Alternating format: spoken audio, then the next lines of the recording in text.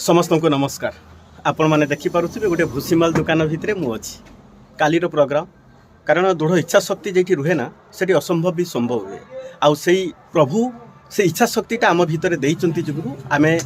लोकंक आगे एक नियारा मनीष मु से भूसीमाल दुकान ले अच्छी आपण मैंने देखिपे अलेख अच्छी मु यांक कथा एपटू आस मु यांक कथा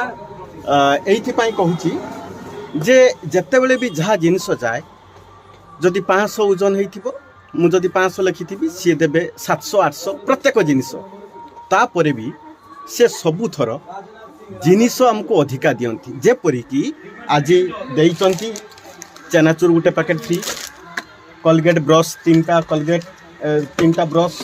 गोटे कोलगेट आउ ये गोटे केजी सर्फ आउ ये चूड़ा नास्ता तो मु एक कथा कहूची एइथिपाई जे साहाय्य करिबा पाई ना गोटे भल मनर आवश्यकता था से बाबद रे या को केबे मु देखै नथिली माने हिसाब परे जो रेट भाबुथबे आपण माने हिसाब रेट अधिका बसी दउथबे से चिठा भी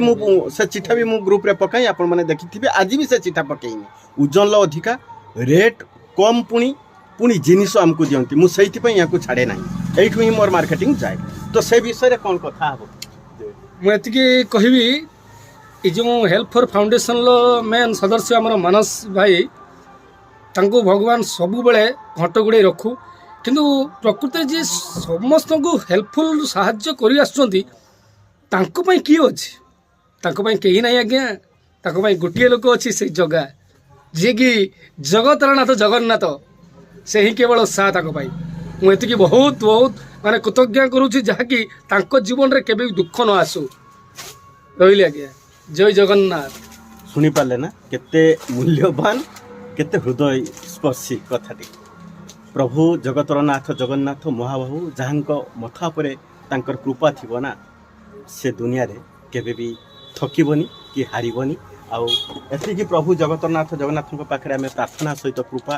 प्रभु को करवा जे ये भाई उपरे कृपा उदाड़ू यांकर व्यवसाय मंगल हो यांकर परिवार सुस्थमय जीवन यापन करू। जय जगन्नाथ।